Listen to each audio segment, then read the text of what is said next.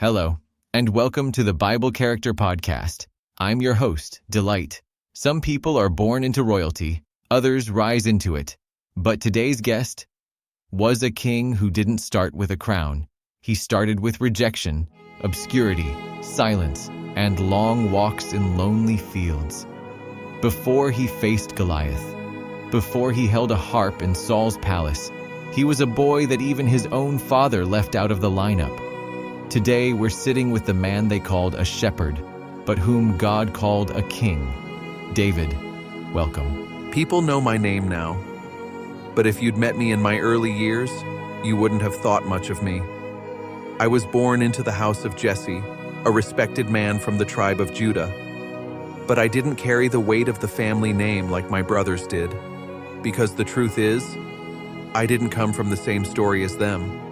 Most don't talk about it, but I will. There was shame around my birth. I was the youngest, but also the one they whispered about. Some say my mother wasn't Jesse's first wife. Some say I came from a moment Jesse regretted. I don't know all the details, but I know how it felt.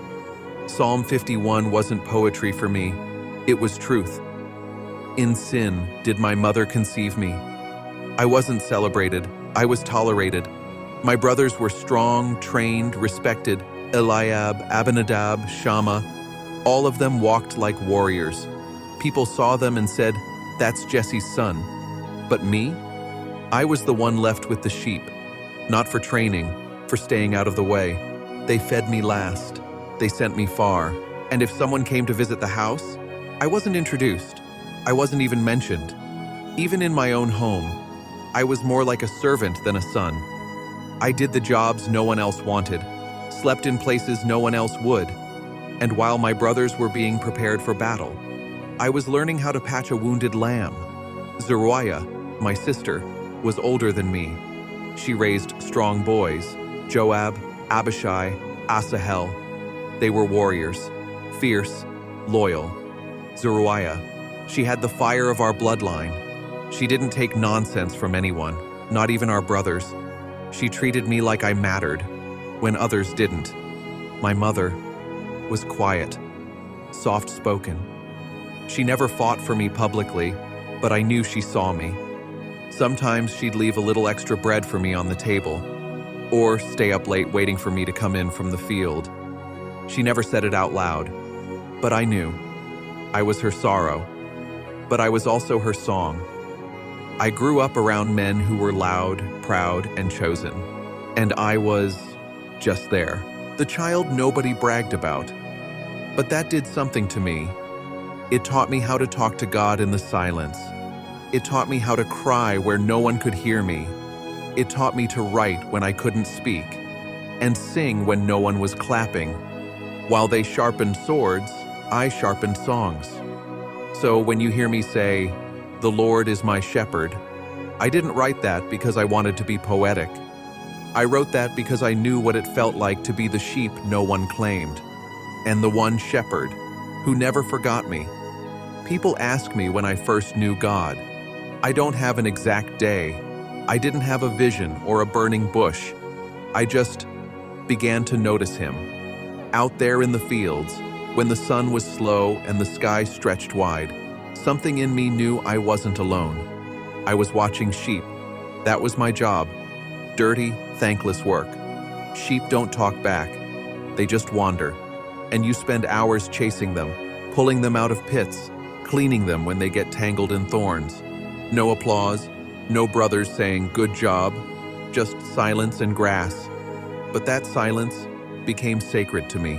I didn't sing because I was a musician. I sang because I had to. I sang to keep myself from going mad with loneliness. I'd hum tunes, make up words, beat rhythms on rocks, pluck strings I tied together with goat hair. Some days I'd sing of the stars. Some days I'd sing about feeling forgotten. I wasn't practicing for the palace. I was surviving in the pasture. Nobody was listening, except God. That's why when people later said, "You're brave," I'd just smile. I wasn't born brave, I was made brave. One lamb at a time, one lonely night at a time, one song at a time. My relationship with God didn't begin when the oil touched my head. It began when the grass touched my feet. When no one else cared, He did. When no one else saw, He watched. And I learned something most kings never know, that being hidden by men doesn't mean you're forgotten by God. He was the only audience I had, but He listened like I was the only performer on earth.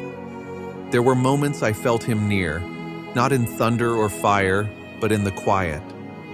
When the wind shifted or a lamb curled against my foot, I'd say, "Are you there, Lord?" And I believe He always was. The harp became my companion, not just for music, but for worship, for questions, for healing. Every note I played came from a wound or a wonder. I'd ask God, "Do you see me?" I'd cry, "Why was I born into a house that won't claim me?" And somehow, every time I poured it into a melody, peace would come.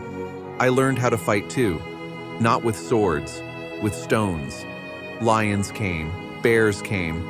I didn't have armor, I had instinct and faith. I didn't fight for glory, I fought to protect something weak.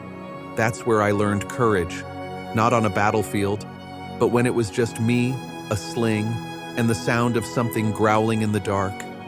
That's why, when people later said, "You're brave," I'd just smile. I wasn't born brave, I was made brave. One lamb at a time, one lonely night at a time, one song at a time. My relationship with God didn't begin when the oil touched my head. It began when the grass touched my feet. When no one else cared, He did. When no one else saw, He watched. And I learned something most kings never know, that being hidden by men doesn't mean you're forgotten by God. I still remember the day the prophet came to our house. Samuel, the man of God, the one kings feared and priests respected. I didn't know why he was coming. No one told me. All I knew was that my father looked nervous. My brothers lined up straight. They looked sharp. They cleaned up. Eliab had that warrior look, tall, broad shoulders, the kind of man who made people step aside when he walked through town. Abinadab was serious, always trying to look like a leader. Shammah was confident, proud. They were ready. They thought they knew what this was about, and they thought it had nothing to do with me. I wasn't even called in. I was in the fields, like always, with the sheep. That's where I lived, outside, behind, unseen.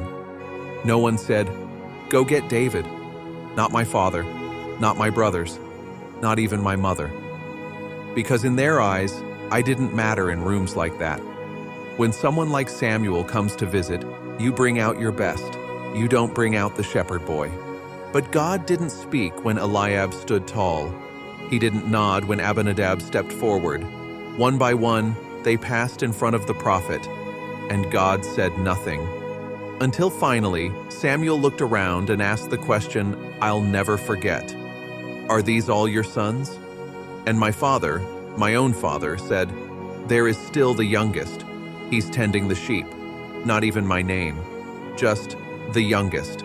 That was me, the extra, the overlooked, the forgotten. But Samuel said, "Send for him. We won't sit down until he comes." So they sent for me. I came in from the field, dusty, smelling like the sheep I'd been guarding, harp strapped to my back. I didn't know what was going on. I just walked in, and suddenly, everything stopped. Samuel looked at me, and I felt something shift in the room. God had said to him, "This is the one, me, not Eliab, not Abinadab, me." Then he took out the oil and poured it on my head. It was warm. It ran down my face, into my eyes, and I didn't know what it all meant. I just knew. God had seen me, God had called me, and God had chosen me. But there were no trumpets, no throne, no congratulations, no change. Because after the oil, they sent me right back to the sheep. I didn't get a robe, I didn't get a title, I didn't get to stay inside and feast. He anointed me, but he didn't crown me. God chose me, but still hid me. And that's something people don't understand. Just because God calls you doesn't mean he'll expose you right away. Sometimes the oil comes, but the platform doesn't. Sometimes the promise is real, but the timing is still hidden, and you have to carry it quietly. So I did. I went back to the hills with oil still drying in my hair, back to the sheep, back to the songs. But now I had a secret. God had spoken, and that was enough. After the oil, nothing changed. Not on the outside anyway. My brothers didn't suddenly respect me. My father didn't give me a new seat at the table. No one treated me like a future king. I still woke up early, still watched the sheep, still slept under the stars. The only difference was what I carried inside. I carried oil, not in a jar, but in my memory. I knew I had been seen, chosen, touched by something eternal. But God didn't move me from the field to the throne. He left me in the in-between. And honestly, I wasn't angry. I was just waiting. Not with bitterness, with quiet expectation. Because if God could find me once, I knew he hadn't forgotten me. Sometimes I'd sit with the sheep, strumming my harp, whispering the words, "You are my hiding place." Because that's what he was. Not just my God, my refuge. The place I ran to when the weight of being unseen pressed too hard on my chest. The one who reminded me, "You're not invisible to me," and to whoever's listening. Maybe that's all you need to hear today. Just because they don't see you doesn't mean God doesn't. Just because they don't call your name doesn't mean God hasn't already written it down. He may not lift you up in front of people yet, but if he's whispered something to your heart, that's real. That's enough. And one day, they'll all see what he saw first. Those days were long, lonely, sometimes confusing, but they were precious. That's where I learned to listen, not just to nature, but to God. That's where I learned that silence is not always absence. Sometimes silence is training. Sometimes the delay is where the depth is formed. I didn't have a throne. I didn't have a following. I had a whisper. And for me, that was enough. Because when God whispers something into your soul, it's louder than any shout this world can give. People didn't understand why I was peaceful, why I didn't try to prove myself. It's because I wasn't trying to be seen anymore. I already knew I was. I knew I was seen. And to whoever's listening, maybe that's all you need to hear today. Just because they don't see you doesn't mean God doesn't. Just because they don't call your name doesn't mean God hasn't already written it down. He may not lift you up in front of people yet, but if he's whispered something to your heart, that's real. That's enough. And one day, they'll all see what he saw first. I didn't go to the battlefield to fight. I wasn't called. I wasn't trained. I wasn't even counted as a soldier. I was sent with bread. My father handed me a basket and said, "Take this to your brothers, check on them, bring back word."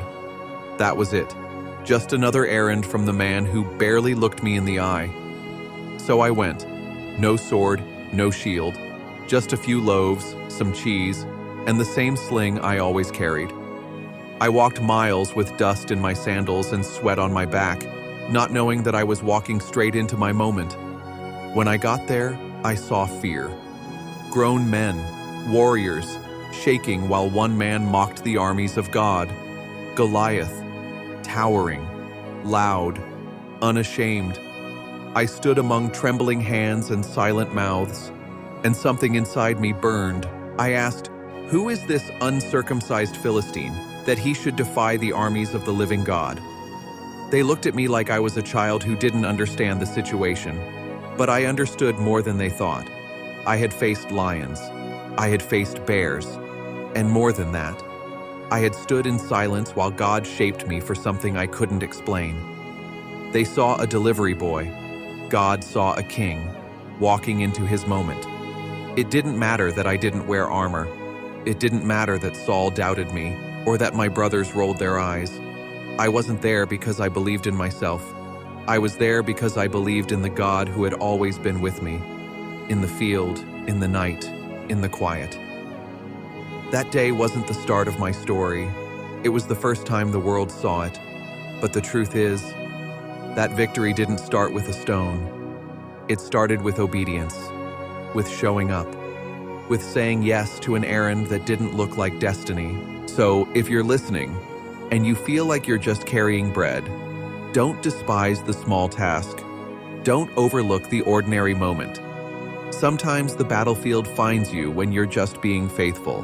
Thank you, David, for your honesty, for your story, and for showing us that before the throne, there was rejection.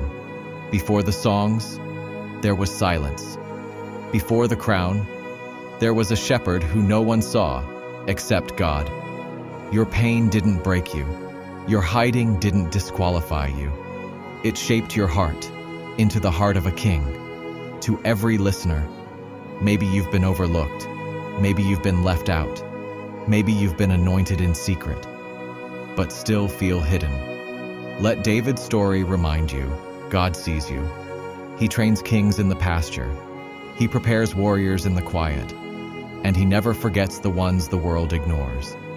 If this episode touched something in you, leave a comment below. Tell us, what part of David's early story did you connect with most? Let's build a space where people can be real, just like the voices we bring to life. You've been listening to the Bible Character Podcast with me, Delight. Until next time, keep walking, even if no one's watching.